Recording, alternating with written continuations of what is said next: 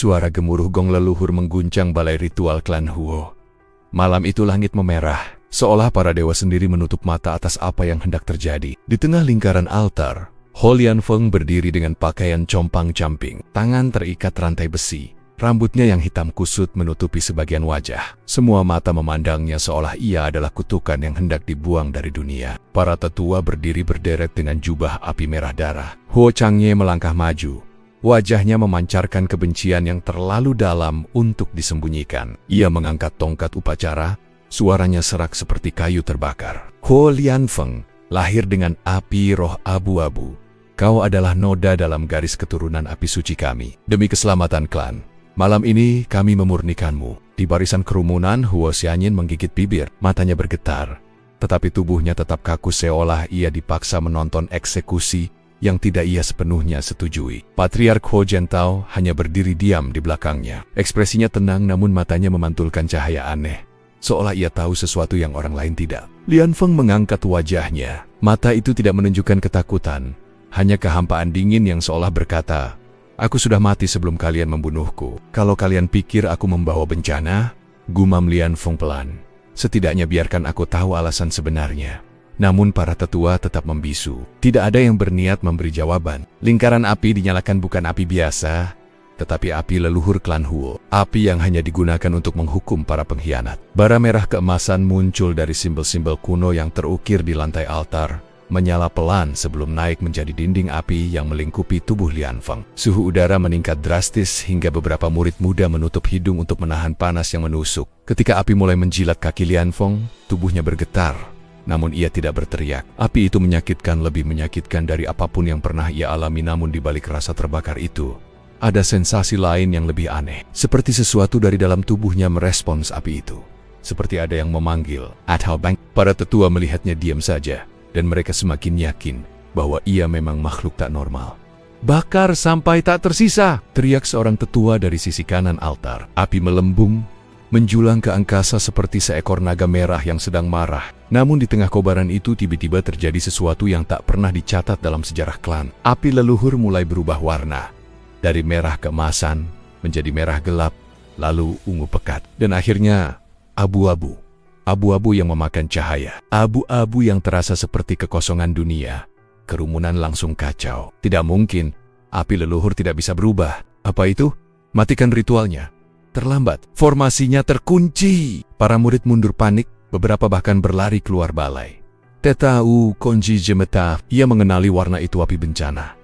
Api yang seharusnya tidak ada lagi di dunia ini. Api yang dahulu pernah menghapus satu negeri dari peta dalam satu malam. Api yang bahkan para leluhur mereka larang untuk disebut. Mustahil, bisiknya dengan suara patah. Di dalam lingkaran api, Lianfeng akhirnya berteriak bukan karena takut, tetapi karena sesuatu di dalam tubuhnya merobek dirinya dari dalam, seperti ada mata raksasa yang terbuka di kedalaman jiwanya. Suara yang bukan suara manusia, bukan suara roh, melainkan sesuatu yang jauh lebih tua, membisik dari kegelapan. "Akhirnya, kau membangunkanku." Balai ritual berguncang hebat, dindingnya retak. Simbol-simbol kuno menyala lalu pecah menjadi debu. Api abu-abu menyembur ke langit melalui atap balai, membelah awan malam dan membuat seluruh anggota klan memandang langit dengan wajah pucat. Ketika cahaya itu perlahan meredah, sesosok berdiri di tengah lingkaran yang sudah hangus melumer. Rantai yang sebelumnya menahan Lianfeng meleleh seperti lilin. Jubahnya terbakar habis, namun kulitnya tidak terluka sedikit pun. Matanya terbuka tidak lagi kelam dan kosong, melainkan memancarkan kilau abu redup, seperti bara dari dunia yang telah mati. Kerumunan terpaku. Tidak ada yang berani bergerak, tidak ada yang berani bernapas. Lianfeng menatap mereka satu persatu, kemudian mengangkat tangannya. Api abu-abu menari pelan di ujung jarinya, seolah menyambut tuannya yang baru lahir kembali. "Jadi," ucap Lianfeng dengan suara yang terdengar seperti dirinya, namun juga bukan dirinya, "kalian membakarku atas nama keselamatan klan?" Para tetua membeku. Patriark Huo Jentao melangkah mundur tanpa sadar. Lianfeng tersenyum tipis, senyum yang tidak dimiliki manusia biasa. "Kalau begitu, biarkan aku menunjukkan apa yang baru saja kalian lahirkan." Balai ritual masih bergetar oleh sisa ledakan energi abu-abu. Debu jatuh dari langit-langit. Sisa-sisa simbol leluhur meluruh seperti abu musim dingin. Semua orang terpaku memandang Lianfeng yang berdiri di tengah kawah hangus, dengan mata yang menyala seperti bara bintang mati. Tak ada yang berani mendekat, tak ada yang berani mencoba menangkapnya lagi. Huo Changye akhirnya memaksa dirinya maju meski lututnya bergetar. Kau, apa yang sudah kau lakukan, Lian Feng? Apa kau memanggil iblis? Suaranya pecah di tengah ruangan, namun tidak ada yang menertawakan. Semua orang tahu, mereka sedang menyaksikan sesuatu yang tidak seharusnya ada. Lian Feng menatap tetua itu sambil mengangkat sedikit kepalanya, seolah baru menyadari kehadirannya. Ia tertawa pelan. Aku bahkan tidak tahu apa yang terjadi. Sampai dia berbicara, tatapannya mengarah ke dada, seolah di balik tulang rusuknya ada sesuatu yang sedang mengintip dari balik tirai dunia. Di saat itu, suara bergema di benak Lian Feng dingin, dalam, dan berusia lebih tua dari langit di atas. Jangan sebutku dia, manusia kecil. Aku adalah yang pertama, yang dari bara kekacauan lahir, dan yang akan menutup tirai dunia suatu hari nanti. Lian Feng menahan napas. Suara itu bukan hanya terdengar, ia dirasakan, seperti tekanan raksasa menekan jiwanya. Siapa kau? Tanyanya dalam hati, berusaha tetap berdiri tegak. Yanjur, jawab suara itu. Primordial of Calamity, bencana pertama. Dan sekarang, penghunimu. Tubuh Lian Feng seketika dingin, meski api abu-abu masih menari di sekelilingnya. Kenapa aku? Tanyanya. Kenapa aku yang kau masuki? Karena darahmu retak, jiwamu kosong, dan klanmu mencoba memusnahkanmu dengan api. Itu membuka pintu yang tidak pernah boleh dibuka. Lian Feng ingin bertanya lebih jauh, namun alarm bahaya melintas di kepalanya. Seketika ia kembali fokus ke sekitar. Para tetua mengaktifkan formasi perlindungan. 5 pilar cahaya merah menyala mengelilingi altar, membentuk kubah api yang semakin mengecil. Mereka tak berniat bicara lagi. Mereka ingin mengurungnya. Huo Zhentao melangkah maju. Tatapannya tajam bak pedang. Lian Feng, menyerahlah. Apapun yang merasukimu harus disegel kembali. Jika kau akan membawa kehancuran bagi kita semua. Lian Feng merasakan kebohongan itu. Ada rasa takut di suara patriark, tapi juga sesuatu yang lain, pengakuan. Seolah Zhentao benar-benar tahu apa api abu-abu itu. Seolah ia menunggu ini terjadi. Sejak awal, Lian Feng menatapnya tajam. Kau tahu bukan? Mata Zhentao berkedut sedikit. Itu sudah cukup sebagai jawaban. Formasi menguat. Kubah api mendekat, menekan tubuh Lian Feng seperti dinding cair panas. Para tetua melantunkan mantra pemurnian leluhur, mencoba memaksa energi abu-abu itu keluar. Getaran itu menusuk tubuh Lian Feng hingga tulang. Untuk sesaat ia hampir jatuh berlutut. Lemah, gumam Yanjur. Kau mengizinkan mereka memperlakukanmu seperti arang basah. Aku bukan. Lian Feng terjeda ketika tekanan meningkat. Aku bukan seperti kalian. Benar, kau manusia. Tapi jika kau ingin hidup, pakai aku. Kalau aku pakai kau, apakah aku masih tetap aku? Keheningan singkat. Itu bergantung pada seberapa kuat hatimu. Lian Feng menggertakkan gigi. Formasi semakin panas, kulitnya mulai memerah. Tetua lain sudah siap mengeluarkan serangan kedua. Ia tak punya waktu. Sial, bisiknya. Baik, tunjukkan caranya. Yanjur tertawa dalam, bergema dan menakutkan. Biarkan aku bernapas. Tubuh Lian Feng tersentak. Api abu-abu meledak keluar dari pori-porinya seperti gelombang badai. Formasi yang menekan dirinya langsung patah seperti kaca terkena palu. Para tetua terlempar mundur. Beberapa terpukul ke dinding sampai memuntahkan darah. Kubahlah yang paling parah pecah dari dalam dengan dentuman yang mengguncang seluruh balai ritual. Huo Xianyin berteriak ketika debu beterbangan. Ia berlari ke arah Patriark Zhentao, tapi laki-laki itu sudah berdiri tegak dengan wajah pucat. Semua murid, serunya, jangan mendekat. Ini bukan lagi ritual. Ketika debu perlahan turun, sosok Lian Feng terlihat di tengah kawah baru yang terbentuk. Nafasnya tenang. Di matanya, api abu-abu berputar seperti pusaran badai yang tidak pernah padam. Tetua Huo Changye menudingnya gemetar. Itu bukan kekuatan manusia! Lian Feng melangkah maju. Setiap langkah membakar lantai namun tidak membuat suara. Kalian membakarku hidup-hidup. Kalian menyebutku kutukan. Ia berhenti. Senyuman samar, dingin, merayap ke wajahnya. Sekarang aku bertanya, setelah melihat apa yang hidup di dalamku, masihkah kalian pikir aku adalah masalahnya? Tak ada yang menjawab.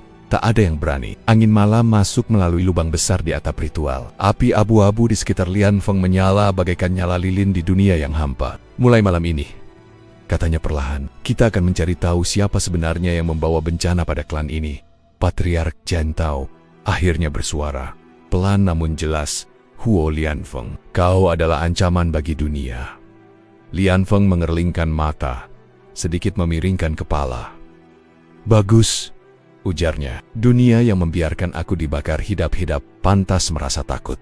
Di balik suaranya, Yanjur berbisik lirih. Begitulah, anak api. Mari kita bakar kebenaran dari akar-akarnya. Angin malam menyapu reruntuhan balai ritual, membawa debu abu-abu yang seperti jelaga dari dunia lain. Para murid klan Huo terserai bero, sebagian pingsan, sebagian berlutut dengan wajah pucat ketakutan. Tetua-tetua yang biasanya sombong tak berdaya berdiri, mencoba memahami apa yang baru saja mereka hadapi. Sementara Lian Feng berdiri tenang, mata abunya menatap siapa saja yang berani mengangkat wajah. Jangan biarkan dia meninggalkan balai, teriak salah satu tetua. Suaranya gemetar, tapi perintah adalah perintah, namun tidak ada murid yang bergerak. Mereka terlalu takut untuk bahkan bernapas keras. Lian Feng melirik mereka dengan tatapan yang seolah berkata, "Cobalah, hanya satu di antara kalian yang akan kembali bernyawa." Huo Jiantao, sang patriark, mengangkat tangannya. Aura api emas yang stabil dan mengalir seperti matahari pagi menyebar dari tubuhnya. Tingkat kultivasinya jauh lebih tinggi dari para tetua. Suaranya tegas saat ia melangkah maju. Huo Lian Feng, aku tidak ingin membunuhmu, tapi apa yang merasukimu adalah entitas yang tidak boleh hidup. Serahkan dirimu, dan kami bisa. Kalian bisa apa? Potong Lian Feng. Nada suaranya lembut, tapi tajam. Mengurungku seperti hewan percobaan, memurnikanku sampai mati, atau melanjutkan apa yang kalian mulai saat membakarku hidup-hidup. Patriark terdiam. Di luar Bali, suara langkah cepat terdengar. Murid-murid dari divisi penjaga api datang dengan baju perang kulit merah, membawa tombak api. Mereka langsung memasang formasi bertingkat, mengelilingi pintu masuk ritual. Namun ketika mereka melihat Lian Feng berdiri di tengah kobaran api abu-abu, rasa percaya diri mereka runtuh seketika. Beberapa penjaga muda menelan ludah. Itu bukan manusia lagi. Lian Feng mendengar bisikan itu. Ia tersenyum tipis, namun tidak menanggapi. Sebaliknya, ia melihat Huo Xianyin, perempuan yang sejak tadi hanya berdiri kaku. Mata gadis itu terisi dengan campuran rasa bersalah dan ketakutan. Aku tidak ingin ini terjadi, bisik Xianyin dengan suara hampir tak terdengar. Lian Feng menjawab dengan lirih, tapi kau tetap membiarkan mereka. Xianyin menunduk, tak sanggup membalas. Tiba-tiba, Patriark Jiantao mengangkat tongkat leluhur dan menghantamkan ujungnya ke lantai. Simbol api kuno muncul dan menyebar seperti retakan magma. Lian Feng, kau tidak mengerti. Api di dalam tubuhmu itu bukan sekadar kekuatan liar, itu adalah warisan bencana, warisan yang pernah menghancurkan benua barat 8.000 tahun lalu. Aura Patriark melonjak, membentuk perisai raksasa. Klan kita bertugas menjaga agar api bencana tidak pernah lahir kembali. Lanjutnya, kau adalah kebangkitan kutukan itu. Hah, Lian Feng menatap Patriark dengan samar. Kalau begitu, kenapa kalian menyembunyikan fakta itu? Kenapa seumur hidupku aku dicaci, disiksa, dianggap cacat tanpa pernah dikatakan bahwa aku membawa sesuatu yang sebesar ini? Tetua Huo Changye berteriak. Karena jika kau tahu, kau pasti akan mencoba membangunkannya. Kebohongan besar akhirnya terbuka. Lian Feng menatap semua tetua satu persatu. Jadi, kalian membesarkanku dalam kegelapan, bukan untuk melindungiku, tapi agar kalian bisa memusnahkanku pada waktu yang tepat. Tidak ada yang menyangkal, keheningan itu lebih menyakitkan daripada apapun. Api abu-abu di sekitar tubuh Lian Feng berputar perlahan, berubah menjadi pusaran kecil seperti asap bintang. Yanjur berbisik dari dalam jiwanya. Mereka takut padamu bahkan sebelum kau bisa berbicara. Mereka adalah penjara pertama. Lian Feng menarik napas panjang. Baiklah, katanya pelan. Kalau begitu, aku akan membuka kebenaran kalian satu persatu. Huo Jiantao mendesah, seolah ia tahu tidak ada jalan kembali. Aktifkan formasi pengikat jiwa. Para tetua langsung bergerak. Simbol-simbol cahaya terbentuk di udara, menciptakan sangkar energi berbentuk segel 6 sisi. Suara mantra berkumandang. Udara menegang. Lian Feng mengangkat kepalanya. Jadi kalian memilih perang? Patriark menjawab. Kami memilih dunia. Pada detik itulah, formasi meledak, mengurung seluruh tubuh Lian Feng dalam cahaya menyilaukan. Simbol-simbol menekan tubuhnya dari segala arah, mencoba meruntuhkan koneksi antara dirinya dan Yanjur. Tubuh Lian Feng membungkuk. Tekanan itu mengoyak jiwanya seperti ditarik dari dua arah. Rasa sakitnya bukan fisik, lebih seperti disayat dari dalam dunia kesadaran. Para tetua semakin keras melantunkan mantra. Huo Xianyin menutup mulut, menahan teriakan, karena melihat Lian Feng berlutut, menggeliat, matanya berair. Ia tidak tahan. Namun di tengah rasa sakit itu, suara Yanjur terdengar, dingin dan sabar. Kau manusia yang bodoh, tapi keras kepala. Jika kau menyerah sekarang, Aku mengambil alih dan membakar semuanya. Jika kau bertahan, kita bisa menghancurkan formasi ini tanpa harus membunuh mereka. Kenapa? Kenapa aku harus mempercayaimu, Dezislian? Karena jika klanmu mati di sini, dunia akan memburumu sampai ujung langit. Tapi jika kau bertahan, kita bisa mencari kebenaran yang mereka sembunyikan darimu. Dan aku ingin tahu siapa yang memenjarakanku dahulu. Detik berikutnya, Lian Feng mengalirkan tenaganya ke dalam tubuh. Api abu-abu menyala seperti jantung bintang yang berdenyut. Simbol formasi mulai retak. Tetua panik. Tidak mungkin. Formasi ini diciptakan oleh leluhur. Mana mungkin. Retakan berbentuk jaring laba-laba muncul di seluruh sangkar cahaya. Dengan satu teriakan, Lian Feng meledakkan seluruh formasi dari dalam. Cahaya pecah seperti kaca, memantul ke seluruh penjuru ruangan dan menumbangkan banyak tetua. Api abu-abu melonjak naik ke langit, menembus atap hingga terlihat dari seluruh wilayah klan. Semua orang terdiam saat melihatnya berdiri tegak kembali. Napas terengah, namun matanya bersinar lebih kuat. Patriark Giant Tao tidak lagi terlihat seperti pemimpin kuat. Ia lebih mirip seseorang yang menatap bencana yang tak lagi bisa dihentikan. Lian Feng menatap mereka tanpa amarah, hanya kelelahan yang dalam. Aku akan pergi dari klan ini, katanya perlahan, bukan untuk melarikan diri. Tapi karena kebenaran tentang warisan bencana tidak berada di sini, ia berbalik, melangkah menuju pintu keluar. Para murid spontan mundur membuka jalan. Tepat sebelum keluar balai, ia menoleh sedikit. Dan untuk pertama kalinya, aku bebas. Di belakangnya, para tetua saling pandang dengan ngeri. Huo Jiantao berbisik, hampir tak terdengar. Ini awal dari kehancuran dunia. Langit di atas klan Huo masih dipenuhi serpihan cahaya abu-abu seperti hujan bintang yang terbakar. Seluruh penjuru wilayah menerka apa yang baru saja terjadi, tapi tidak ada yang berani mendekati balai ritual. Hanya desas-desus yang bergema. Huo Lian Feng hidup, dan sesuatu yang kuno bangkit bersamanya. Lian Feng berjalan melewati gerbang utama. Tanah yang ia pijak sedikit menghitam, namun tidak terbakar. Api abu-abu seolah telah menjadi bagian dari dirinya tidak lagi liar, namun tetap mengandung ancaman yang membuat udara di sekitarnya bergetar halus. Para penjaga yang biasanya angkuh menunduk saat ia melintas. Tak ada komando, tak ada perlawanan. Mereka hanya berharap ia tidak melihat mereka terlalu lama. Huo Xianyin menyusul dari belakang. Nafasnya masih tidak stabil, tapi tekadnya kuat. Lian Feng, tunggu. Ia berhenti, namun tidak menoleh. Aku, Xianyin mengepalkan tangan. Aku ingin ikut. Lian Feng perlahan memutar tubuh. Kenapa?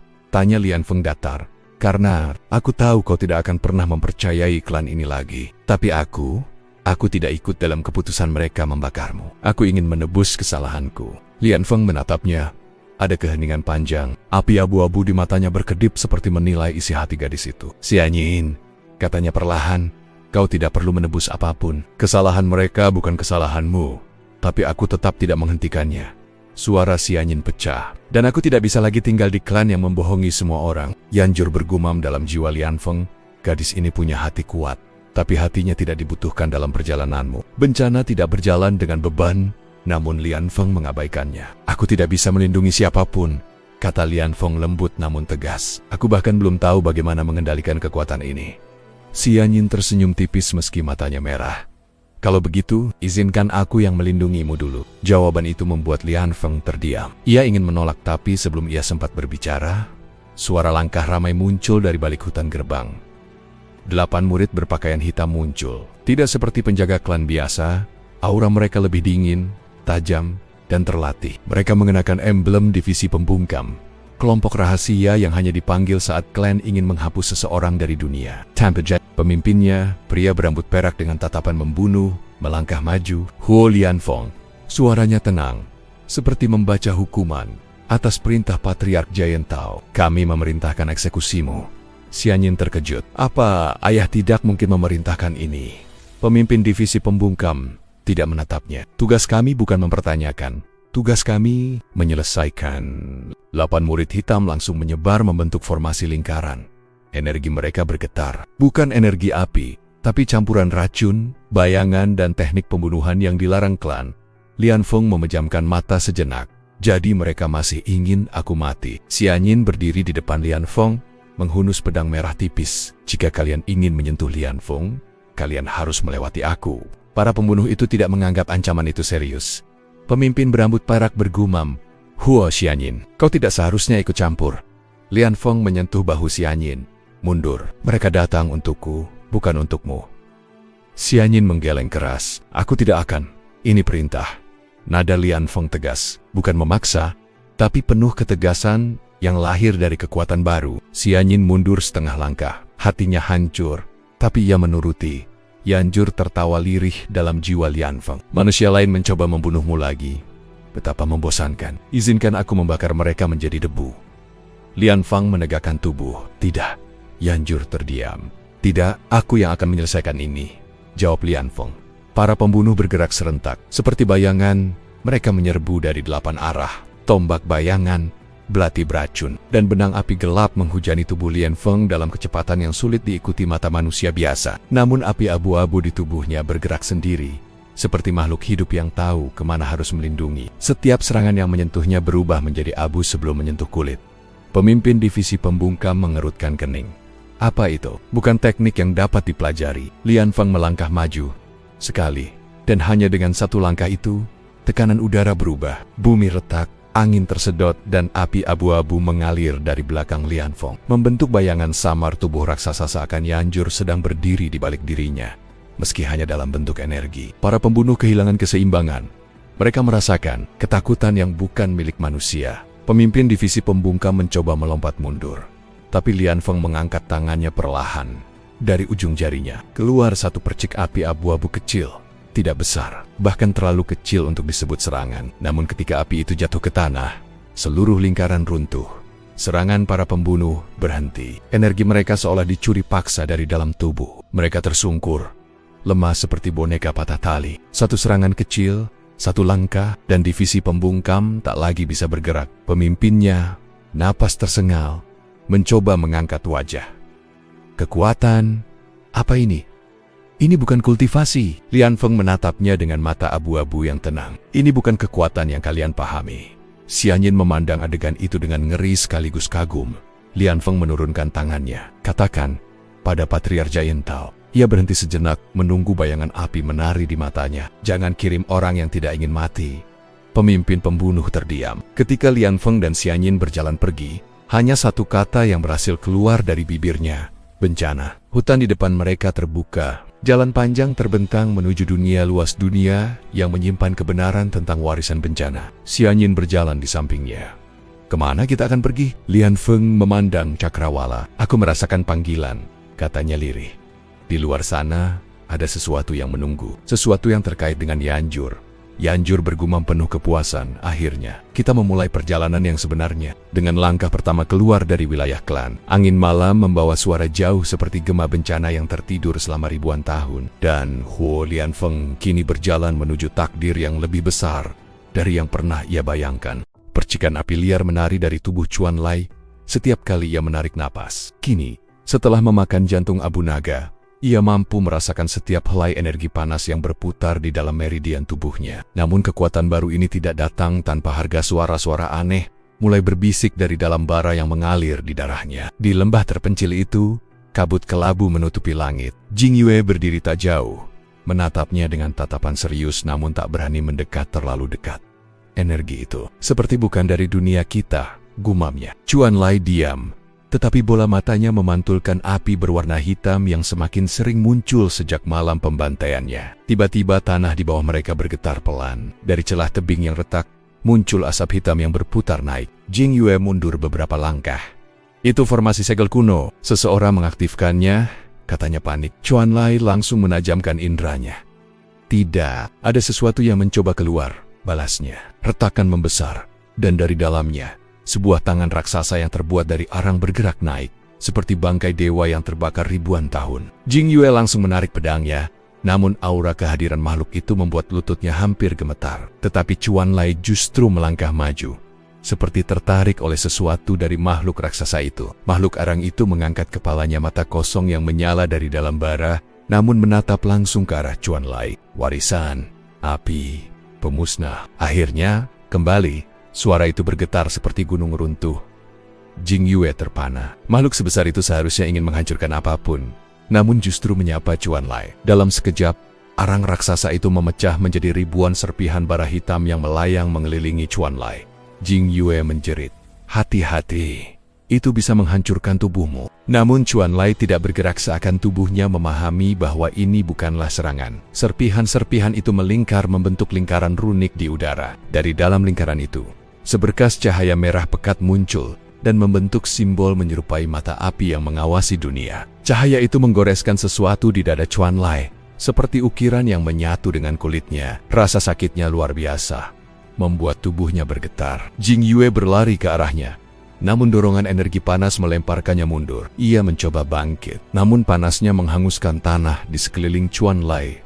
Beta-beta meleleh, menjadi cairan lava kecil. Dalam rasa sakit yang membakar jiwanya, Chuan Lai mendengar suara lain, suara yang berbeda, jauh lebih tua. Engkau, penerus Raja Bencana, yang terbakar namun tak binasa. Engkau akan membawa kembali neraka dunia.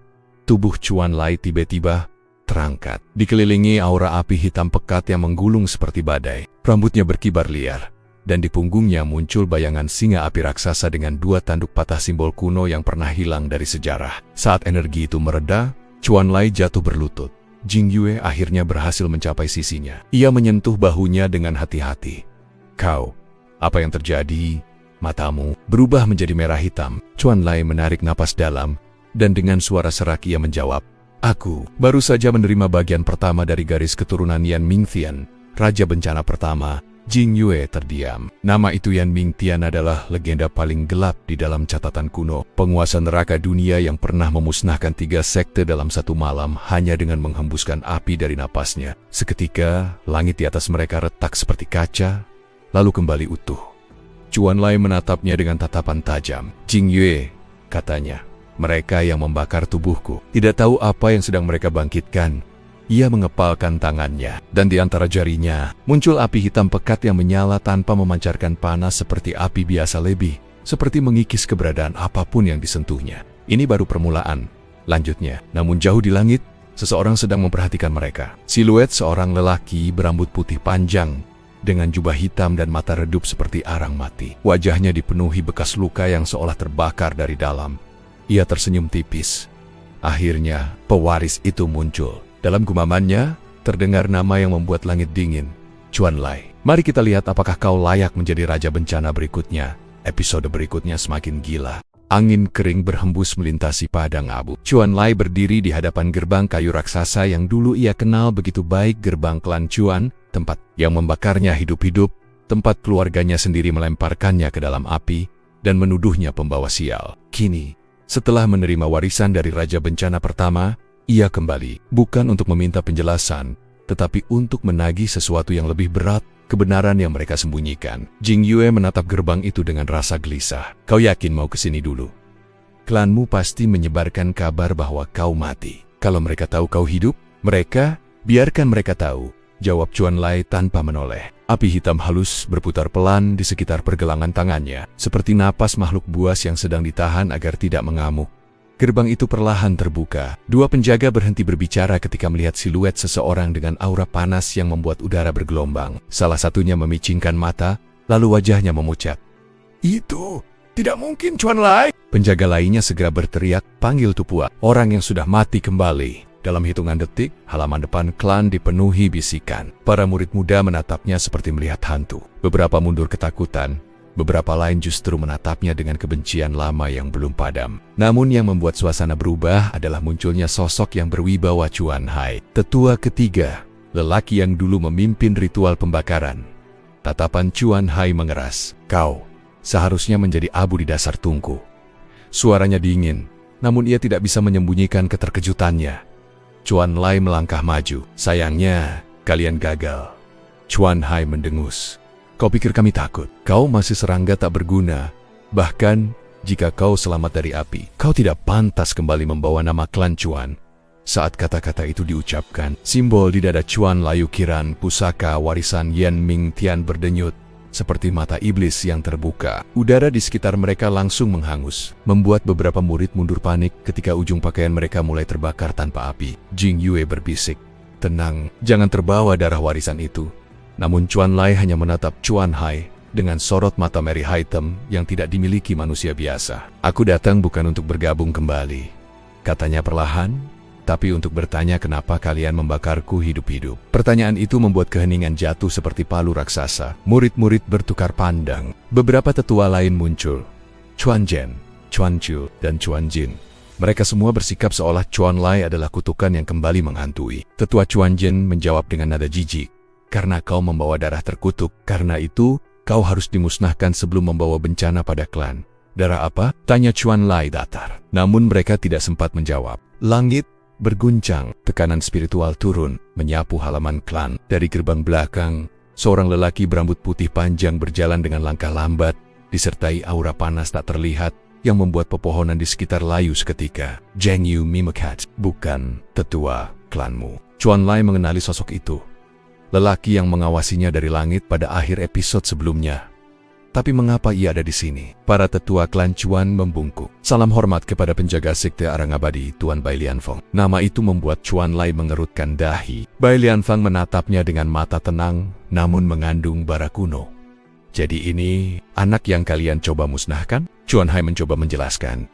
Dia membawa tanda warisan iblis. Itu sebabnya kami, Bai Lianfeng, mengangkat tangannya. Dan semua tetua langsung diam, seolah napas mereka direbut dari tenggorokan. Tanpa menatap mereka, ia berkata, warisan itu bukan iblis. Itu adalah garis keturunan Raja Bencana pertama, dan kalian membakarnya hidup-hidup tanpa mengerti apapun. Wajah semua tetua berubah pucat seperti kertas. Chuan Lai melangkah setapak. Kau tahu tentang garis keturunan itu? Bai Lianfeng tersenyum tipis. Tentu saja, bahkan akulah salah satu dari sedikit orang yang menjaga rahasia tentangmu. Rahasia tentangku? Bai Lianfeng menatap langsung ke mata Chuan Lai, tatapan seorang kultivator puncak yang melihat jauh ke masa lalu seseorang. Kau bukan anak klan ini, katanya perlahan. Kau adalah keturunan terakhir dari keluarga pemegang neraka kuno. Mereka menyembunyikanmu di sini, lalu mengkhianatimu demi menyelamatkan diri. Halaman klan hening, tetua gemetar. Murid-murid membeku. Jing Yue menutup mulutnya dengan tangan. Jadi, mereka tahu sejak awal. Chuan Lai merasakan helaian dunia di dalam dirinya bergolak. Api hitam keluar dari kulitnya, dikendalikan oleh emosi yang selama ini ia tahan. Ia menatap klan Chuan. Satu persatu wajah yang pernah menertawakannya, menghukumnya dan akhirnya mencoba membunuhnya. Kalian, katanya pelan namun suaranya menggetarkan ubun-ubun semua orang. Membakar pewaris keluarga yang pernah melindungi dunia dari bencana. Kalian menghancurkan garis darah yang kalian tidak pantas menyentuh. Chuan Hai mencoba bicara, namun api hitam muncul tanpa perintah. Namun Chuan Lai mengangkat tangannya, menahan bara itu. Tenang, ucapnya pada dirinya sendiri. Belum saatnya, ia menatap Bai Lianfeng. Kau muncul karena apa? Hanya untuk memberiku informasi ini? Bai Lianfeng tersenyum tipis. Tidak, aku datang untuk mengantar pesan dari orang yang lebih kuat dariku. Chuan Lai mengerutkan kening. Siapa? Bai Lianfeng menjawab. Guru dari Raja Bencana pertama, dan mungkin orang terakhir hidup yang memahami kekuatanmu. Dia menunggumu di istana bara tertutup.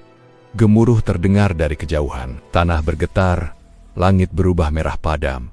Chuan Lai mencengkeram tinjunya. Kalau begitu, aku akan pergi. Namun, sebelum ia berbalik pergi, ia menatap klannya untuk terakhir kalinya dan berkata, Klan Chuan, utang darah kalian belum lunas, tapi aku akan kembali ketika waktunya tepat. Dan dengan itu, Chuan Lai meninggalkan tempat yang pernah menjadi kuburnya sekarang, hanya menjadi puing-puing kehormatan palsu. Episode 7 akan mengungkap siapa sosok guru legendaris itu, dan kenapa ia menunggu Chuan Lai. Kabut abu pekat menyelimuti lembah tandus yang bahkan angin enggan menyentuhnya. Chuan Lai berjalan bersama Jing Yue, ditemani Bai Lianfeng yang melangkah tenang tanpa meninggalkan jejak di tanah yang meleleh. Di hadapan mereka, berdiri sebuah bangunan kolosal seperti gunung kosong istana bara tertutup. Tempat yang oleh legenda digambarkan sebagai makam para penguasa api kuno. Namun kali ini, bukan makam, melainkan tempat seseorang menunggu. Jing Yue memeluk lengan kirinya. Aura tempat ini seperti ditelan api dari dalam bumi. Siapa sebenarnya orang yang menunggumu, Lai? Chuan Lai tidak menjawab. Dadanya masih dipenuhi amarah dari kebenaran pahit yang ia dengar sebelumnya. Namun setiap langkah yang ia ambil membuat simbol warisan di dadanya berdenyut. Seolah memanggil sesuatu dari dalam istana itu. Bai Lianfeng berhenti tepat di depan pintu raksasa dari batu hitam. Disinilah jalan kita berpisah, ujarnya. Aku tidak diperbolehkan masuk lebih jauh. Yang menunggu di dalam hanya mau bertemu keturunan terpilih. Chuan Lai menatapnya tajam. Kau tahu siapa dia kan? Bai Lianfeng tersenyum tipis. lalu menunduk sedikit, gestur hormat yang jarang ia tunjukkan pada siapapun. Tentu saja, dia salah satu dari 3 makhluk paling berbahaya dari era awal dunia. Dia pernah menjadi guru Yan Mingtian dan nyaris membakar seluruh daratan hanya karena sedang marah. Jing Yue langsung pucat. Guru Yan Mingtian, mau orang setua apapun, kalau bisa mengajari Raja Bencana pertama saja, apa dia masih hidup? Bukan hidup, jawab Bai Lianfeng. Lebih tepatnya, tidak pernah mati. Pintu raksasa itu terbuka perlahan, tanpa ada yang menyentuhnya. Dari celah gelap di baliknya, suara dalam menggema seperti gunung runtuh. Masuklah, anak api. Chuan Lai melangkah masuk. Jing Yue ingin menemaninya, namun suara itu kembali terdengar. Hanya pewaris, yang lain tetap di luar. Jing Yue menggigit bibir, lalu mengangguk, hati-hati. Aku ada di sini kalau kau keluar. Saat pintu tertutup, dunia berubah. Di dalam, tidak ada dinding, tidak ada lantai, hanya ruang kosong berisi lautan api hitam yang mengalir seperti sungai udara. Di tengganya, ada sebuah singgasana besar dari tulang naga hangus. Dan duduk di sana, seorang lelaki tua dengan rambut merah gelap yang berkilau seperti bara, kulitnya penuh retakan bercahaya, dan matanya kosong, tetapi menyala dari dalam. Seolah melihat Chuan Lai menembus jiwa. Akhirnya kau datang, katanya. Chuan Lai berdiri tegap. Kau guru dari Yan Mingtian? Lelaki tua itu tertawa kecil, suara yang membuat udara bergetar. Itu hanya nama yang dikenang manusia. Di era sebelum sejarah, aku punya nama lain. Ia menatap Chuan Lai dan berkata, aku adalah Yan Zehun, arsitek bencana, penjaga api kuno, dan guru dari semua pewaris api pemusnah. Nama itu mengguncang seluruh lautan api hitam. Chuan Lai merasakan tekanan yang membuat tubuhnya bergetar. Namun ia bertahan. Jika kau guru mereka, kenapa menungguku? Yan Zhen mengangkat tangannya, dan lautan api hitam terbelah. Di tengahnya muncul bayangan seorang bayi yang dibungkus kain merah dengan simbol kuno. Bayi itu diserahkan pada seorang wanita, yang kemudian melarikan diri ke pegunungan bersalju. Itu dirinya, itu ibuku, bisik Chuan Lai. Yan Zhen mengangguk. Dia melindungimu dari pemburuan besar. 3 sekte langit, 5 klan dunia, dan bahkan para penjaga kuno memburumu. Karena kau adalah penerus terakhir garis bencana kuno. Qiwan Lai mengepalkan tinjunya. Lalu kenapa ibuku menitipkanku di klan Chuan? Kenapa membiarkan mereka membakarku hidup-hidup? Yan Zhen menghela napas. Karena ia tidak memiliki pilihan untuk menyembunyikanmu dari mereka yang mencari darahmu. Ia memilih tempat di mana kekuatanmu tidak terdeteksi. Klanmu itu tempat dengan akar api yang sudah punah. Dan mereka mengkhianatinya, ujar Chuan Lai dingin. Mereka mengkhianati ketakutan mereka sendiri, lanjut Yan Zhen. Namun itu justru mempercepat kebangkitan kekuatanmu. Kau terbakar dan bangkit. Api itu membentukmu kembali. Ia bangkit dari singgasananya. Dengan setiap langkah, ruang kosong runtuh dan terbentuk ulang. Di hadapan Chuan Lai, Yan Zhen mengulurkan tangan. Mulai hari ini, katanya, aku akan mengajarkanmu 3 teknik kuno yang bahkan Yan Mingtian pun gagal kuasai. Tiba-tiba, api hitam membentuk 3 simbol raksasa di udara. Pertama, bara jiwa sempurna. Simbolnya membuka retakan di ruang, memperlihatkan kilatan jiwa-jiwa yang terbakar. Teknik tubuh yang memungkinkanmu berubah menjadi inti api yang tidak bisa dihancurkan. Kedua, nafas bencana dunia. Angin hitam berhembus seperti badai yang menelan gunung. Serangan napas yang dapat memusnahkan kota dalam satu hembusan. Ketiga, formasi Raja Api tanpa bentuk. Simbol terakhir berdenyut seperti jantung. Formasi hidup yang hanya bisa digunakan oleh pewaris sah. Dengan ini, kau dapat memanggil api dari dimensi lain, api yang bahkan para dewa pun takut sentuh. Chuan Lai menatap simbol-simbol itu. Tubuhnya bergolak dengan resonansi aneh. Tapi, lanjut Yan Zhen sambil menatapnya tajam. Sebelum kau belajar semua ini, ada ujian pertama. Lautan api hitam meledak. Ribuan tangan arang muncul dari dasar ruang, menyeret Chuan Lai ke dalam pusaran gelap. Suara Yan Zhen menggema, tunjukkan bahwa tubuhmu layak menjadi wadah bencana. Jika kau gagal, kau akan menjadi abu abadi di sini. Chuan Lai jatuh ke dalam lautan api tanpa akhir, dan ujian pertama pun dimulai. Episode 8 akan memperlihatkan lahirnya kekuatan sejati Chuan Lai dalam ujian neraka Yan Zhen. Tubuh Chuan Lai terhempas ke dalam kehampaan yang terasa tidak memiliki arah, batas, atau dasar. Ruang itu dipenuhi pusaran api hitam yang berputar seperti jurang tak berujung. Setiap percikan api mengandung jeritan, sejarah kehancuran, dan memori perang kuno yang telah hilang dari dunia. Namun, ujian ini bukan ilusi. Ini adalah tempat di mana para calon pewaris yang semuanya gagal lenyap tanpa jejak. Dari kegelapan yang berputar, Suara Yanjin bergema, tidak marah namun tegas hingga menusuk tulang. Ujian pertama, tangga bara jiwa. Mendaki bukan dengan kaki, tapi dengan jiwamu. Tiba-tiba, ruang kosong itu membelah. Muncul sebuah tangga raksasa dari lava yang tergantung di udara.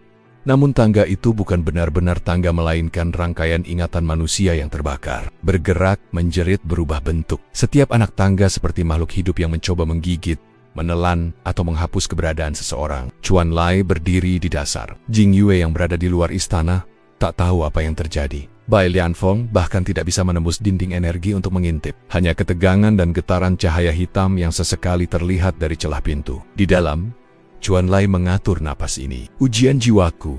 Ia melangkah ke anak tangga pertama. Sekejap, dunia runtuh. Ia kembali menjadi bocah 5 tahun. Diseret oleh 2 tetua klan Chuan menuju ritual pembakaran. Mereka tidak menatapnya sebagai manusia, hanya sebagai ancaman yang harus dimusnahkan. Ia menjerit, memohon, namun tidak ada seorang pun mendengarnya.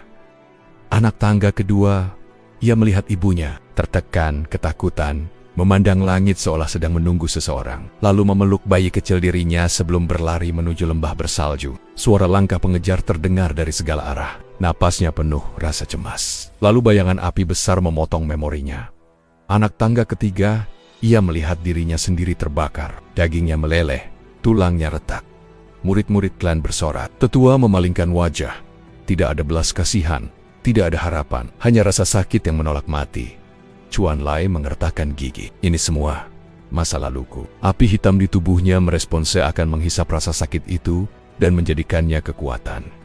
Ia melangkah lagi. Namun pada anak tangga keempat, segalanya berubah. Ingatan itu bukan lagi ingatannya sendiri. Ia melihat seorang lelaki bertubuh raksasa Yan Mingtian, Raja Bencana pertama berdiri melawan ribuan kultivator langit. Mereka bersatu, membentuk formasi segel dunia. Yan Mingtian mengamuk, membakar gunung, menguapkan lautan. Namun pada akhirnya ia memilih menyerahkan tubuhnya, bukan karena kalah, tapi karena ia tidak ingin kekuatannya melahap dunia. Chuan Lai mengerutkan kening. Ini ingatan milik garis darahku? Anak tangga kelima. Ia melihat Yanjin muda masih manusia yang sedang bertarung dengan makhluk berwujud cacing langit raksasa. Pertarungan itu menghancurkan 3 benua. Yanjin kalah. Namun tubuhnya tumbuh kembali dari abu, dan dari situlah ia menjadi makhluk bencana yang abadi. Anak tangga ke-6, ia melihat dunia. Sebelum sejarah, gunung api yang melayang di langit, lautan hitam yang terbuat dari energi kutukan, ratusan ras kuno yang tidak lagi ada. Setiap langkah membuat jiwanya robek dan dijahit kembali oleh kekuatan asing. Namun ujian sebenarnya baru dimulai saat ia mencapai anak tangga X. Sosok Chuan Lai berhenti. Tubuhnya gemetar, matanya merah, karena ia melihat dirinya di masa depan. Dirinya yang berdiri di puncak dunia. Dirinya yang ditakuti semua sekte. Dirinya yang dikelilingi api hitam yang tampak seperti bintang-bintang mati. Namun versi masa depannya itu berkata, jika kau naik lebih tinggi, kita tidak akan pernah sama. Lalu versi masa depannya mencoba menyeretnya turun. Itu adalah ujian yang membuat semua pewaris sebelumnya gagal. Namun Chuan Lai tidak mundur. Ia menatap dirinya yang lebih kuat itu dan berkata pelan, aku tidak perlu menjadi bayangan masa depan. Aku akan menjadi sesuatu yang lebih besar dari takdirmu. Ia memukul bayangan itu. Pukulan itu bukan kekuatan fisik, melainkan keinginan kehendak untuk hidup, untuk membalas, untuk menuntut keadilan atas semua luka yang ia tanggung. Suara retakan memenuhi ruang. Bayangan masa depan itu hancur berkeping-keping. Tangga bara jiwa bergetar keras. Api hitam naik seperti ombak raksasa. Semua anak tangga jatuh dan berubah menjadi energi yang membungkus tubuh Chuan Lai. Api itu mulai menyerap ke dalam jantungnya. Kelopak mata Chuan Lai terbuka, menampilkan pupil merah hitam dengan pola bintang 3 yang berputar. Yanjin muncul di hadapannya, tersenyum puas. Bagus, katanya. Kau tidak sekadar melewati ujian, kau menghancurkannya. Chuan Lai mengangkat tangannya. Api hitam murni menari lembut, tidak lagi liar seperti sebelumnya. Ini kekuatan baruku. Tidak, jawab Yanjin sambil mengacungkan satu jari. Ini baru tubuhmu yang layak untuk menampung kekuatan yang akan datang. Ujian berikutnya adalah ujian yang membuat Yan Mingtian bertekuk lutut. Chuan Lai menarik napas dalam-dalam. Apa itu? Yanjun menunjuk ke atas. Langit robek. Dari balik robekan itu, muncul mata raksasa berwarna emas, mata milik makhluk dari dimensi lain, yang bahkan para dewa tidak ingin bangkitkan. Ujian kedua, kata Yanjun, menghadapi penjaga neraka langit dan makhluk itu. Mulai episode 9 akan mengungkap makhluk apa sebenarnya penjaga neraka langit dan mengapa ia membenci garis darah Chuan Lai. Ketika fajar merayap di balik puncak-puncak tajam langit utara, udara dipenuhi aroma embun dan jejak kehangatan ganjil bekas dari badai api yang meluap semalam. Di tengah padang tandus yang setengah meleleh, Jeron berdiri dengan napas teratur. Tangannya masih memegang serpihan merah gelap yang bergetar seperti jantung kecil. Serpihan itu adalah sisa-sisa pedang surya kuno milik Bai Xuanyo, dan juga bukti bahwa pemuda itu telah menyatu dengan sesuatu yang bukan milik dunia ini. Di kejauhan, Railin Yuhuan menatapnya dari balik batu retak, wajahnya tegang. Ia tidak pernah menyangka seseorang bisa bertahan dari kontak langsung dengan harmoni surya, apalagi mencabiknya dan hidup. Aura di sekitar Ziuron seperti membakar udara, tapi sekaligus menjeratnya dalam putaran dingin yang menyeramkan. Api itu tidak lagi sekadar panas, ia punya keinginan sendiri. Ziuron, gumam Railin pelan. Kau, Berba. Zuran tidak membantah. Ia merasakan detak lain di dalam tubuhnya. Sesuatu yang mendesis di antara tulang-tulangnya. Bencana api abyssal. Makhluk konseptual dari zaman ketika langit belum punya hukum. Setelah ritual pembakaran hidup-hidup itu, bencana itu menyatu dengan jiwanya. Namun baru sekarang ia mulai bangkit, menggerakkan kelopak mata yang tak terlihat. Ini baru permulaan, jawab Ziuron.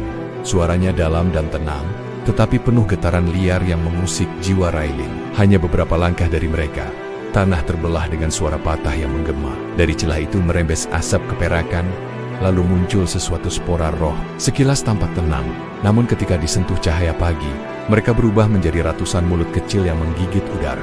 Railin spontan mempersiapkan formasi pedangnya, namun Ziuron hanya mengangkat tangan.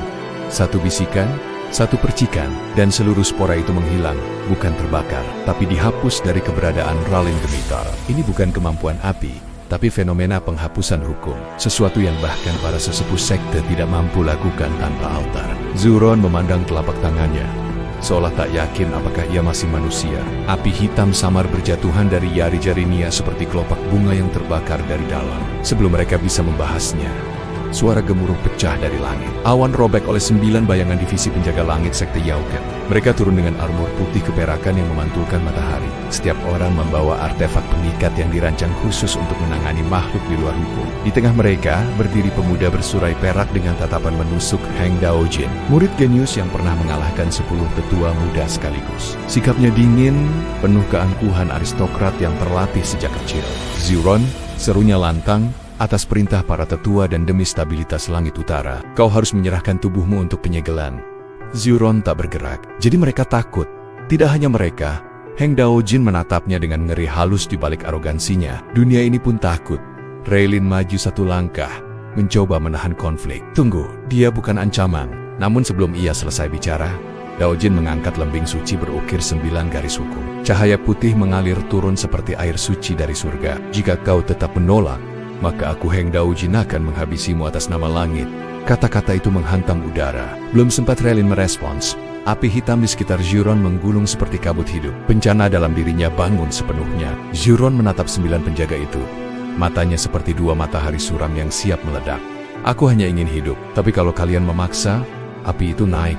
Langit pucat dan bumi mengerut seperti kertas terbakar. Maka kalian sendiri yang memilih bencana. Desiran angin menegang, seolah dunia menahan napas melihat sosok Ziuron yang kini berdiri dengan aura gelap yang merayap seperti tinta panas. Api hitam yang membungkus tubuhnya berdenyut pelan, seperti jantung raksasa yang ingin keluar dari dalam dirinya. Heng Daojin dan para penjaga langit menyesuaikan posisi, membentuk formasi 9 mata angin, formasi yang hanya digunakan untuk menghadapi makhluk lintas eksistensi. Daojin mengayunkan lembing suci ke depan. Setitik cahaya putih padat meluncur cepat, bukan cahaya biasa, melainkan cahaya penunduk hukum. Artefak yang bisa menetralisir energi liar yang melanggar aturan dunia. Railin Yuhuan berteriak memperingatkan, tapi terlambat. Cahaya itu meledak tepat di dada Ziuron.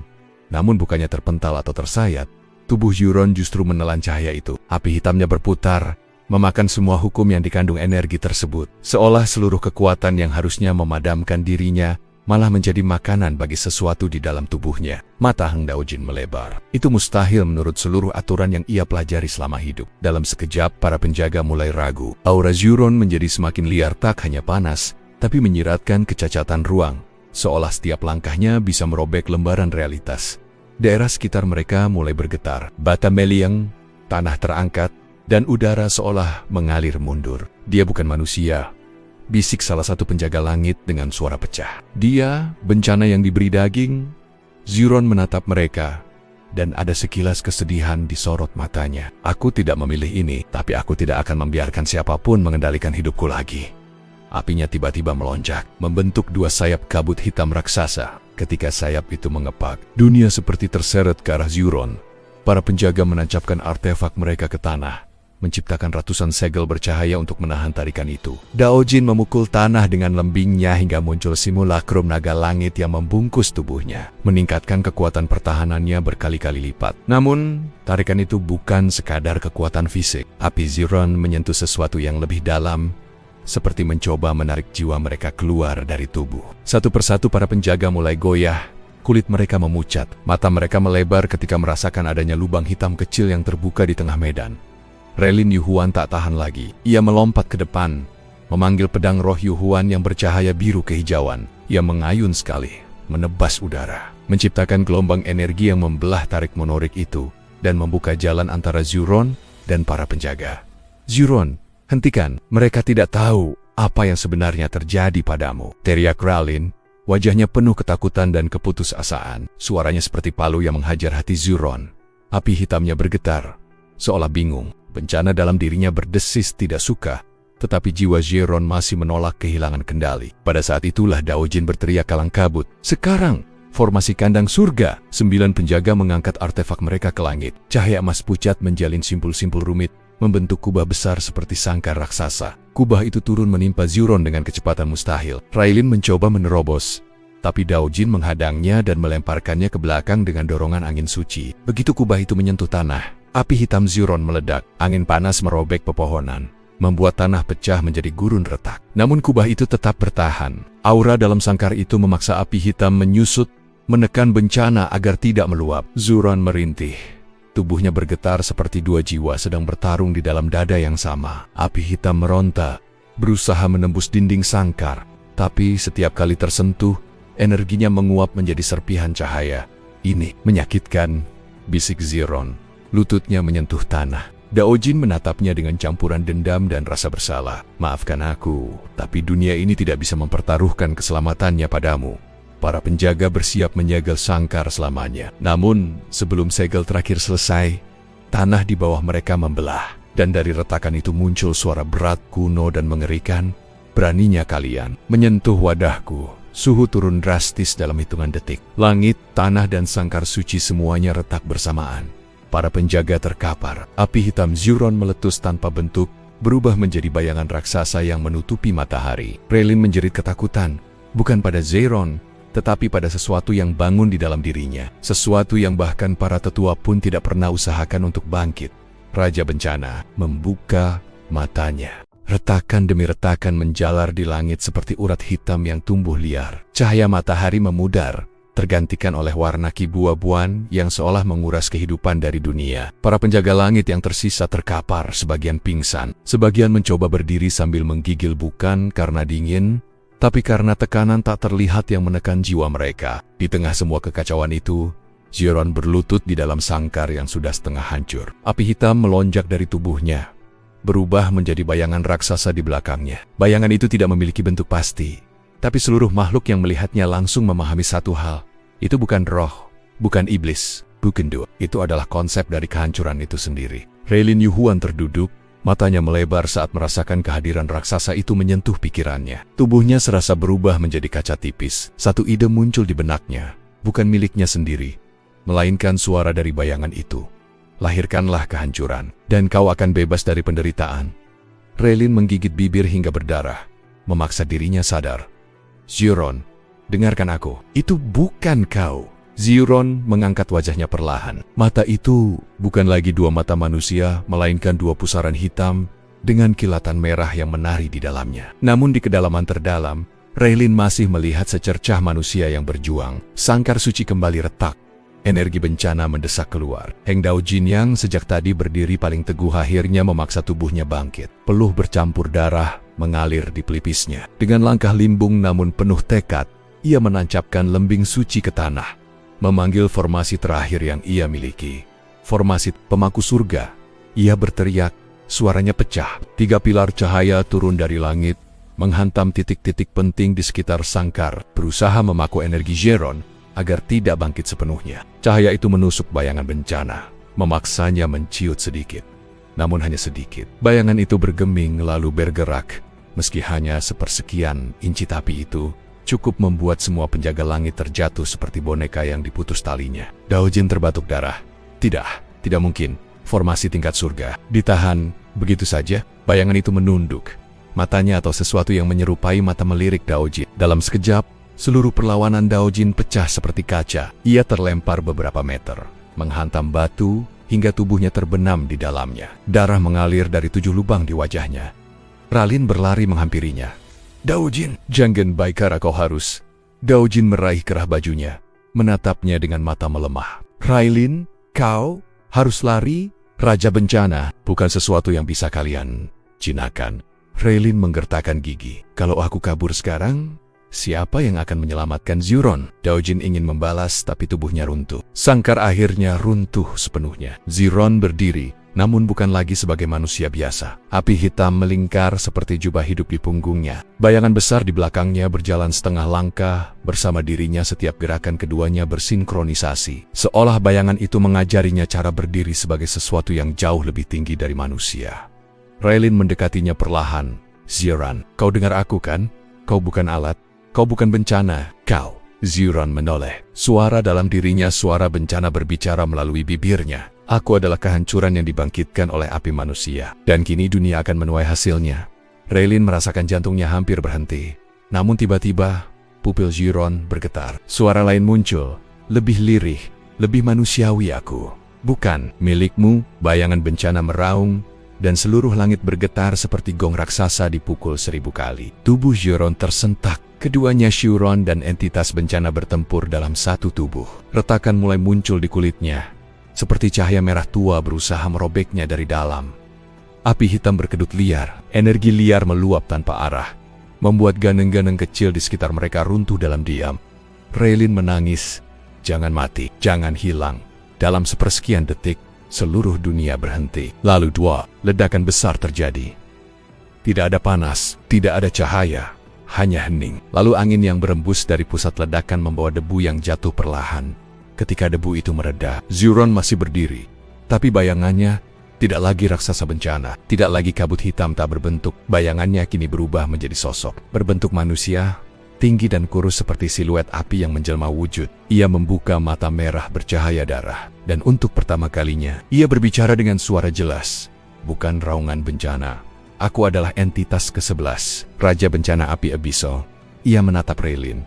Dan Ziron adalah wadahku. Sampai dunia ini hancur. Tanah masih bergetar pelan setelah ledakan hening itu.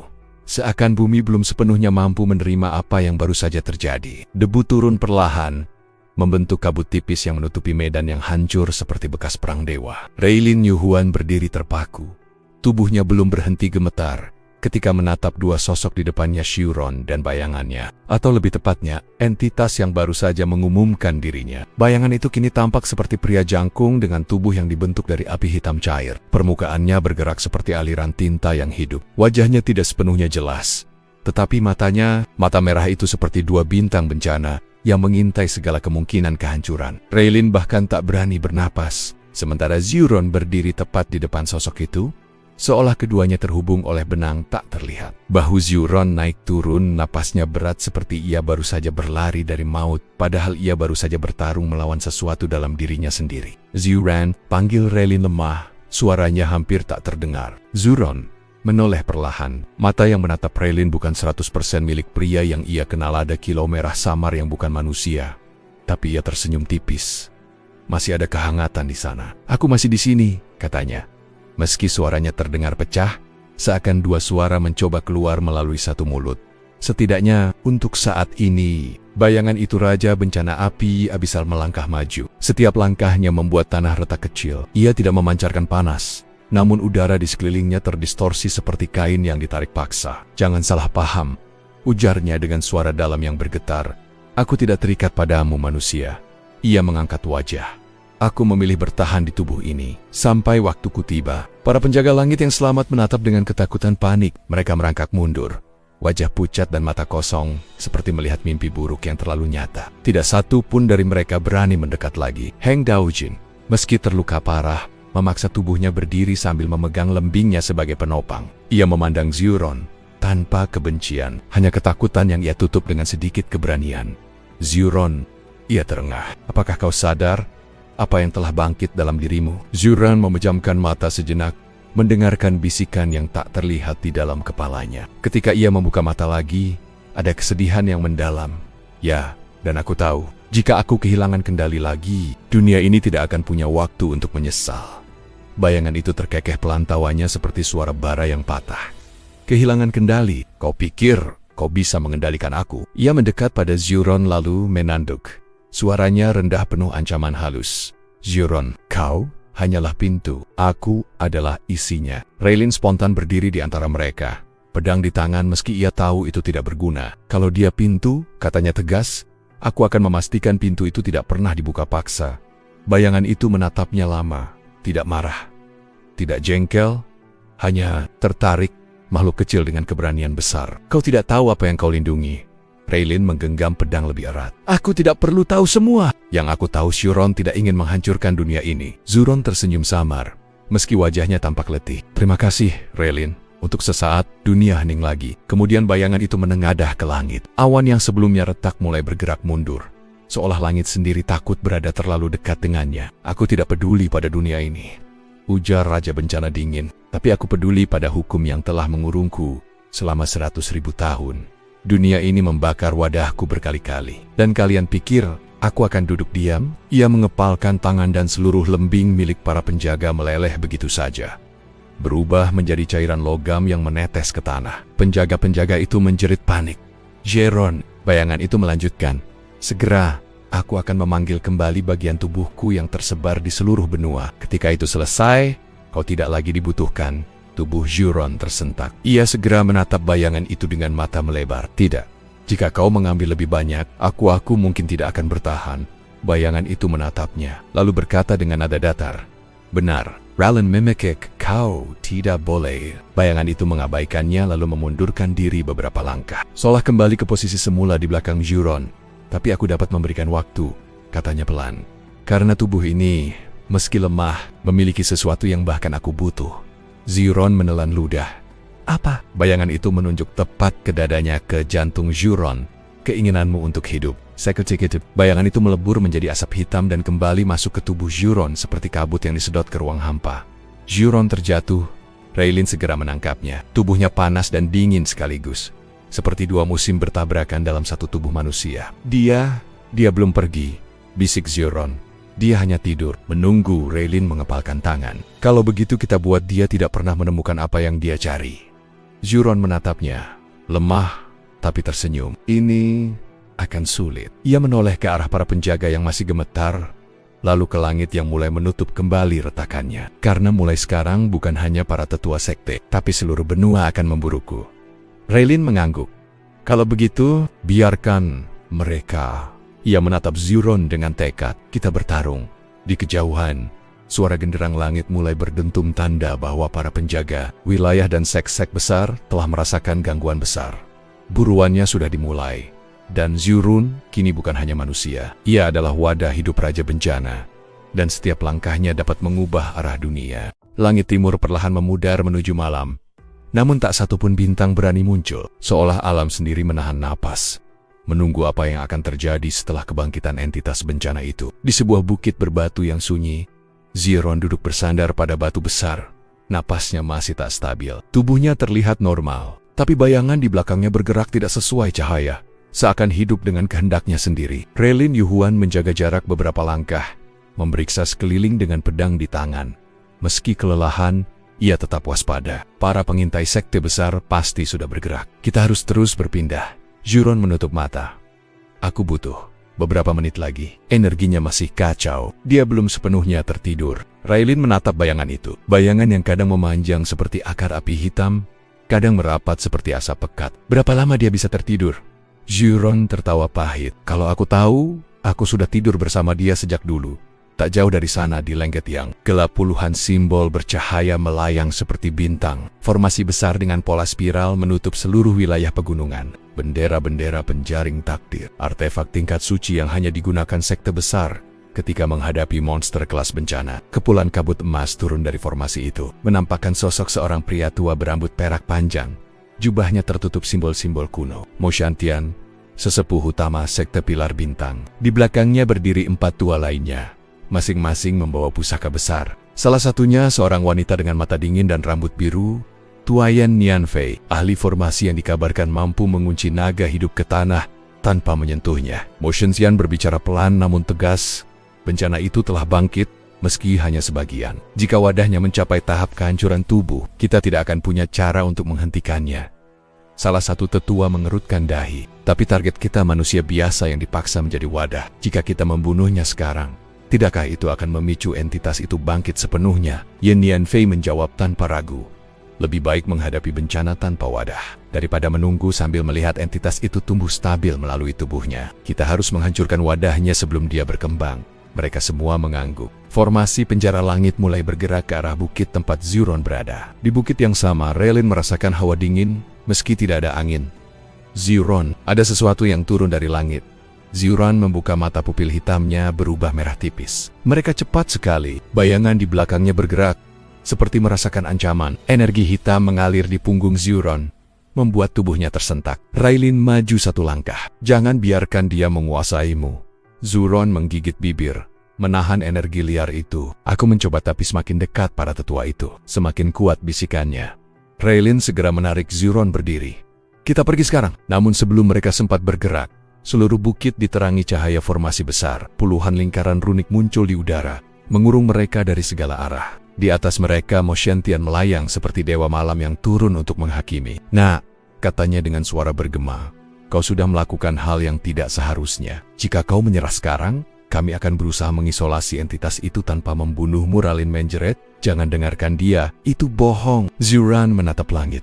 Aku tidak bisa percaya siapapun sekarang. Yen Nianfei mengangkat tongkat formasinya, dan 1000 simbol emas mulai berputar. Wadah bencana Zuron, katanya. Atas nama 6 sekte besar dan seluruh benua timur, kau dijatuhi hukuman pemusnahan. Serangan pertama datang dari kiri, gelombang energi cahaya putih yang membelah bukit menjadi 2. Zuron menarik Raylin dan melompat. Tapi energi itu masih sempat menyambar lengan kirinya. Kulitnya terbakar hitam. Lalu retakan merah muncul di bawah kulit. Bukan darah, tapi api merah pekat yang merayap keluar. Bayangan di belakangnya mengaum, membuat semua tetua terdiam sejenak. Zuron berteriak, "Tidak, jangan keluar. Jangan sekarang." Namun bayangan itu tak peduli. Sebuah tangan raksasa dari api hitam keluar dari tanah, meninju udara. Formasi langit robek seperti kertas. Mo Shantian memekik, "Mustahil! Wadahnya masih di tahap mortal." Bagaimana kekuatannya bisa? Sebelum ia selesai bicara, tangan raksasa itu menghantam pilar cahaya, memecahnya dan mengirimkan gelombang kejut hingga para tetua terlempar ke belakang. Yen Nianfei menahan tubuhnya dengan susah payah. Darah menetes dari sudut bibirnya. Bukan wadahnya, gumamnya. Entitas itu sendiri yang bergerak. Tanpa meminjam kekuatannya, Raylin menarik Zuron menjauh sebelum energi itu meluap lagi. "Zuron, fokus. Ingat apa yang kau bilang, kau masih di sini." Zuron memejamkan mata, menggigit lidahnya hingga darah keluar. Rasa sakit itu membantu. Bayangan di belakangnya melengking marah, tetapi perlahan mengecil kembali. 1 napas, 2 napas, dan tangan raksasa itu menghilang seperti asap. Para tetua Teji yang ketakutan bukan main. Mo Shantian akhirnya berkata dengan suara lirih, jika dia terus berkembang, dia akan menjadi bencana yang tak lagi bisa dipadamkan. Di bawah sana, Zuron jatuh berlutut tapi ia masih hidup. Raylin menahan tubuhnya. Kita harus pergi sekarang. Mereka akan menyerang lagi. Zuron menatap tangannya yang bergetar, lalu menatap bayangannya yang kini menyatu diam di bawah kakinya. Ia merasa sesuatu berubah dalam dirinya. Bukan sekadar energi, kehendak. Ia mendengar suara dalam dirinya. Lebih jelas dari sebelumnya. Lebih sadar suara Raja Bencana. "Anak manusia, semakin mereka memburumu, semakin aku terbangun. Ini bukan perburuan mereka terhadapmu. Ini perburuan mereka terhadapku." Zuron menatap langit malam yang tanpa bintang. Dan untuk pertama kalinya, ia merasa bahwa dunia ini sudah memutuskan untuk menyingkirkannya bahkan sebelum ia tahu apa sebenarnya dirinya sekarang. Raylin mengulurkan tangan. "Bangkitlah, kita belum tamat." Zuron meraih tangan itu. "Baiklah," katanya lirih. "Kalau mereka ingin memburuku." Ia berdiri. Bayangannya memanjang seperti pedang hitam. "Maka aku akan menjadi sesuatu yang tidak bisa mereka buru." Angin malam di puncak tebing abu terasa berat, seolah tahu bahwa sesuatu yang mengerikan akan dimulai. Lai Shen berdiri di tengah lingkaran run merah tua yang dipahatkan langsung ke bebatuan oleh Guang Tisheng. Setiap goresan memancarkan hawa panas yang membuat udara bergetar. Begitu teknik esensi darah bencana diaktifkan, tubuh Lai Shen mulai bersinar samar-samar seperti bara yang menunggu ditiup hidup. Di sisi lain lingkaran Huaizhen, bayangan tak bersuara yang mengikuti Lai Shen sejak pertemuan mereka di reruntuhan kuil angin hitam, terus mengamati dengan tatapan tajam. Ia memegang pedang hitam tipis yang bergetar, merespons energi yang mengalir dari tubuh Lai Shen, seolah pedang itu mengenalinya. Guang Tisheng mengambil napas panjang. Apa yang akan kau lakukan ini? Hanya orang dengan darah terkutuk sepertimu yang bisa memasuki tahap ini. Jika kau salah langkah sedikit saja, tubuhmu bisa meledak menjadi abu. Lai Shen hanya mengangguk, tidak gentar. Aku tak takut pada api lagi. Saat Guang Tisheng mulai menekan telapak tangannya ke tanah, run-run merah menyala terang, berubah menjadi pilar-pilar api hitam. Api itu tidak bersuara, tidak bergoyang, hanya membakar dengan keheningan yang membuat bulu kuduk merinding. Api bencana sejati. Lai Shen merasakan sesuatu dari dalam tubuhnya bergerak, seperti naga tidur yang bangun dengan amarah. Bara hitam mulai merembes dari pori-porinya. Ia merintih, tetapi tidak berhenti. Tongkat kehendak besinya terguncang keras, memantulkan semburat merah darah yang menakutkan. Huaizhen mencelos. Energi itu bukan sekadar darah bencana, itu seperti residu dari sesuatu yang jauh lebih tua. Pada puncak ritus itu, kilatan cahaya muncul di dada Lai Shen, pecahan batu kristal keemasan benda yang ia curi dari ruang rahasia Istana Vermilion sebelum melarikan diri. Batu itu pecah sendiri, mengirimkan gelombang energi brutal yang menembus langit malam. Guang Tisheng terpental mundur. Bodoh, batu itu adalah inti dari warisan Kaisar Bencana kau, belum seharusnya. Terlambat. Lai Shen memekik, namun bukan kesakitan, melainkan pencerahan. Dari tubuhnya muncul citra bayangan raksasa, seperti sosok manusia namun terbuat dari asap kelam dan api hitam yang berputar. Matanya memancarkan cahaya merah tua yang memotong kegelapan malam. Huaizhen menegang itu. Itu avatar leluhur bencana. Tidak, itu milikmu sendiri. Namun bayangan itu mulai goyah. Energi tak stabil meluap dari tubuh Lai Shen dan meretakkan tanah di sekitarnya. Ia merasa kesadarannya diseret ke dalam pusaran gelap di dalam dirinya sendiri. Dalam kehampaan hitam itu, ia melihat sosok pria asing berdiri membelakanginya tinggi. Tubuhnya dililit rantai api. Pria itu menoleh. Wajahnya sama persis dengan Lai Shen, hanya lebih tua dan lebih mengerikan. Akhirnya kau memanggilku, katanya dengan suara retak. Aku adalah apa yang seharusnya kau takuti. Aku adalah bentukmu yang akan lahir jika kau jatuh pada kegelapan. Lai Shen menegakkan dada. Jika kau memang bayanganku, maka aku akan menguasaimu. Cobalah. Dunia kesadaran itu runtuh. Runtuh seperti kaca dihantam badai. Di dunia nyata, tubuh Lai Shen terhuyung-huyung. Api hitam menari liar di sekelilingnya, menghancurkan apapun yang tersentuh. Tebing meretakkan diri, batu-batu terlempar ke bawah jurang. Guang Tisheng berteriak, "Tahan, jika kau kalah, avatar itu akan mengambil alih tubuhmu." Namun Lai Shen tidak mendengar apa-apa selain suara berat dari sosok bayangan dalam kepalanya. Mereka bertempur tanpa pedang pertarungan kemauan, api jiwa melawan api kegelapan. Pada detik terakhir sebelum avatar itu menelan kesadarannya, Lai Shen teringat satu momen saat ia dibakar hidap-hidap oleh klan sendiri. Mereka memaksanya lutut, memanggilnya lemah, sampah, tak pantas menyandang darah murni. Lai Shen menggenggam tekad itu. Aku bukan lagi korban api mereka. Dengan teriakan yang menggema hingga langit, ia merobek avatar itu menjadi serpihan cahaya hitam. Dunia kesadaran runtuh. Tubuh Lai Shen jatuh berlutut. Namun api bencana mengalir dengan stabil di sekelilingnya. Jinak bagai binatang buas yang tunduk pada tuannya. Mata Lai Shen menyala merah keemasan. Guang Tisheng ternganga. Kau tidak hanya berhasil, kau melampaui tahapan pertama. Kau baru saja menciptakan teknik bencana bentukmu sendiri. Huaizhen melangkah maju, menahan degup jantungnya. Mulai sekarang, kau bukan lagi Lai Shen yang dikhianati klannya. Angin berhenti berhembus, seolah takut. Aku menyaksikan lahirnya Raja Bencana sejati. Langit di atas tebing abu terbelah oleh cahaya merah kehitaman yang mengalir seperti tinta panas. Setelah ritus gila itu, Lai Shen berdiri dengan tubuh penuh retakan cahaya, seperti bejana yang menahan gunung berapi di dalamnya. Namun tidak ada tanda kehilangan kendali, sebaliknya. Api bencana kini berputar patuh di sekelilingnya, mengikuti setiap tarikan napasnya. Guang Tisheng menelan ludah keras-keras. Dengan kekuatan itu, kau bisa membakar satu kota hanya dengan niat saja. Nada suaranya tidak mengandung kekaguman belaka, ada ketakutan yang sungguh-sungguh. Tak seorang pun yang waras akan berdiri terlalu dekat dengan Raja Bencana baru lahir. Namun Lai Shen hanya memejamkan mata sebentar, merasakan dunia dengan cara baru. Ia bisa mendengar aliran magma jauh di bawah tanah, bisa merasakan detak jantung manusia berkilometer jauhnya, bisa memanggil badai api dengan sekali kedipan. Namun, ia tidak sombong. Ada luka yang masih membara di dadanya, nama klan yang membakarnya hidup-hidup. Saat ia membuka mata, angin berhenti. "Kita pergi," katanya lembut, tetapi suaranya mengguncang udara. Huaijan, yang biasanya tenang bagai bayangan, merasakan bulu kuduknya berdiri. "Kemana?" Lai Shen menatap jauh ke timur tempat berdirinya klan Lai. Klan yang mengklaim darah mulia namun begitu cepat membuangnya ke rumah lamaku. Sudah waktunya aku kembali. Bukan sebagai orang yang mereka bakar, tetapi sebagai bencana yang mereka ciptakan sendiri. Klan Lai berada dalam suasana meriah. Malam itu, mereka merayakan kemenangan besar.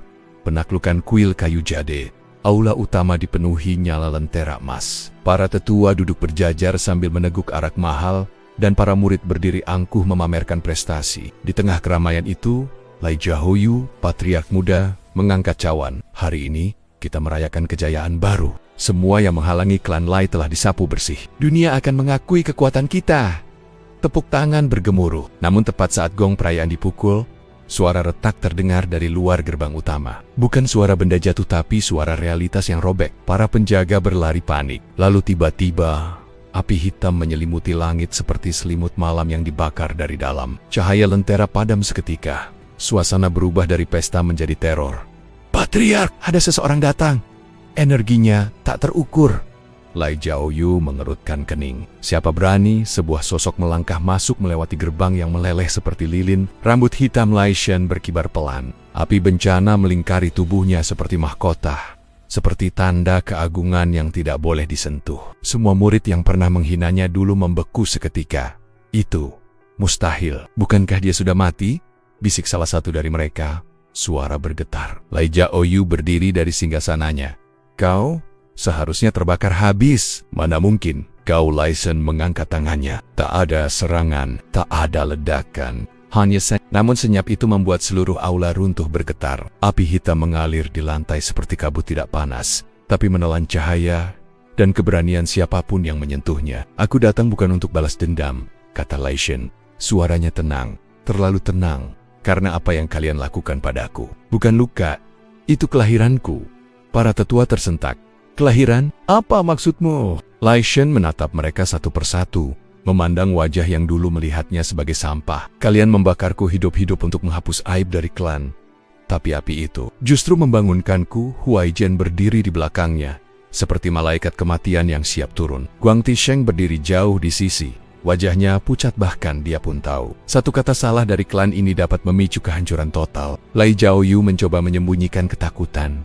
"Kau mau apa? Balas dendam? Membunuh semua orang di sini?" Lai Shen tersenyum tipis, senyum yang membuat seluruh ruangan menggigil. "Tidak. Aku bukan monster kecil yang kalian ciptakan. Aku jauh lebih besar dari itu." Ia mengangkat jarinya, dan api hitam mengalir ke langit seperti naga yang bangun. Langit malam terbuka, memperlihatkan pusaran merah hitam yang berputar perlahan. "Aku datang untuk mengumumkan sesuatu." Semua orang terpaku. "Aku tidak lagi milik klan Lai. Mulai hari ini, aku mendirikan sekte bencana tertinggi, dan kalian semua akan menyaksikan dunia sujud bukan pada darah murni kalian tetapi pada kekuatan yang lahir dari api yang kalian lemparkan padaku." Aula itu meledak dalam bisik-bisik ketakutan. Lai Jiaoyu akhirnya kehilangan kendali. "Kau akan menjadi musuh seluruh dunia kultivator. Aturan langit akan mencarimu." Lai Shen menatap lurus ke matanya. "Biarkan mereka datang." Angin panas menyapu seluruh klan. "Aku sudah terbakar sekali. Tidak ada api di dunia ini yang bisa menyakitiku lagi." Api bencana berkobar namun tidak menghancurkan klan, hanya meninggalkan tanda membara di udara, seperti deklarasi perang. Lai Shen berbalik, jubahnya berkibar anggun, tidak menyisakan rasa takut sedikit pun. Huaijian mengikutinya. Dengan deklarasi ini, dunia akan kacau. Lai Shen tersenyum tipis. "Bagus. Bencana memang tidak pernah datang diam-diam. Dari langit, pusaran merah hitam menutup perlahan. Dunia kultivasi merasakan gelombang tak wajar itu, dan nama Lai Shen mulai dibisikkan di setiap penjuru benua, nama seorang yang kembali dari api untuk menjadi raja bencana yang tak tersentuh.